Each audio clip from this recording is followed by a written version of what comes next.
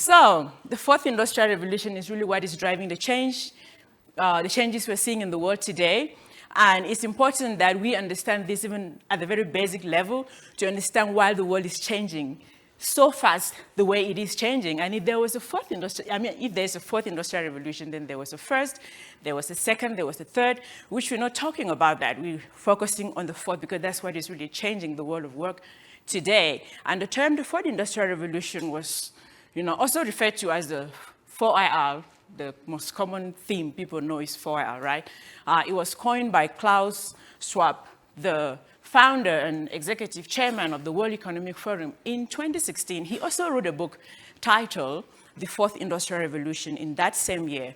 And Mr. Schwab defines 4IR as a fusion of technologies that are blurring the lines between the physical, the digital, and the biological surface. Within that context of definition itself, there is so much to be unpacked, but that is not really the reason for our conversation today. So we just move forward. And a lot of people are still not getting exactly what 4IR is all about. So I'm just going to give some basic description of what 4IR is all about. And artificial intelligence, which is AI, is one of the technologies driving this change.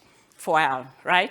And when you think of your GPS systems, that will suggest your fastest road to your destination, that is 4IR, okay? We did not have that in the past. Voice-activated virtual assistants, such as Apple Siri, that's 4IR for you. Personalized Netflix recommendations, that's 4IR for you. Personalized advert based on your online activities, that's 4IR for you. Who goes online and suddenly the advert that shoots up is really something that has been on your mind, something you've been thinking about, and probably something you want to buy, and you're like, how did they know? That's artificial intelligence for you, and that is 4IR. Banking from the comfort of your home, you touch a button and a taxi is at your door, or you get food delivered at your door, and all of that. These are the changes that are being brought about by 4IR, artificial intelligence, and things like that. We have smart systems, smart sensors, smart homes, smart TVs, smart cities.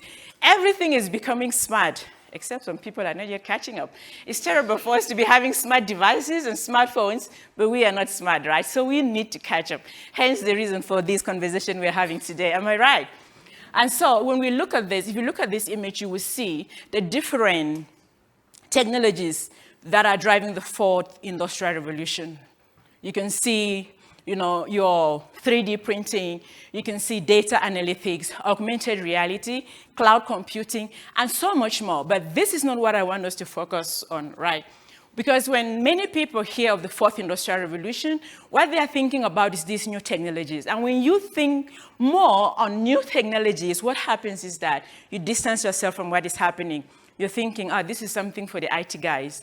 This is something for tech experts. This is something that has nothing to do with me. I don't work in tech, but I don't want us to look at it that way. I want you to look at the fourth industrial revolution rather as a new era where things are changing. It's not about new apps. It's not about new technologies. It is a new era. When you think about it like that, then you become part of what is happening. You understand that being in a new era means that there are some adjustments that you need to make on your part. Living in a new era means that there are new ways of thinking, new ways of making a living, new ways of working, new ways of doing business. All of this is changing, okay? It's an opportunity to shape the future you want rather than simply managing the future life throws at you. That is how you become part of what is happening, because a lot of people really are distancing themselves from this revolution by thinking about it only in terms of technology. And I want us to change that. And there are three significant trends I want us to take note of. Number one, 4IR is creating a demand for new competencies and skill sets. It's no longer as it was in the past where you just needed to go to school, come out, and you're probably guaranteed a job, and probably you could work in one industry for the rest of your life back in the day of our parents. But this is changing.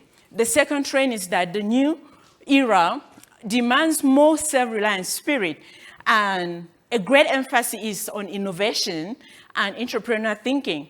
Because if in this era, all you are thinking about is getting a job, you will sort of be disappointed at some point. So I want you to take note of these trends that are being driven by the fourth industrial revolution.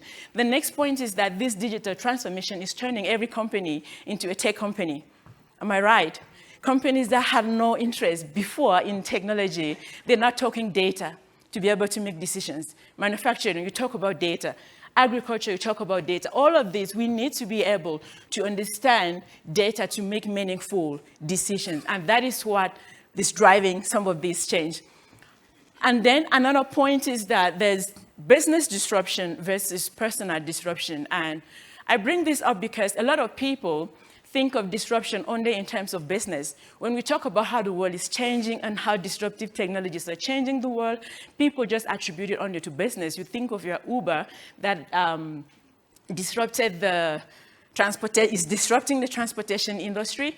Just this morning, I read how Uber Eats is partnering with a self-driving startup in the US to deliver Uber Eats by robotic cars, meaning they're trying to get rid of drivers. All right? So these are the disruptions that are happening in the world today, but I don't want you to just focus on the business disruption side of things. Rather look at how you can be able to understand that disruption also happens at a personal level. Do you want to evolve? Do you want to pivot? Do you want to change? Do you want to move ahead? Then you should be ready to disrupt your own self. You don't wait for things to happen, for things to get thrown at you. Personal disruption at its core is the ability to adopt forward thinking. Are you thinking ahead, or you're thinking based on statistics from the past? Are you thinking based on statistics, what you're experiencing now? It's about forward thinking, you having the ability to evolve and reinvent yourself.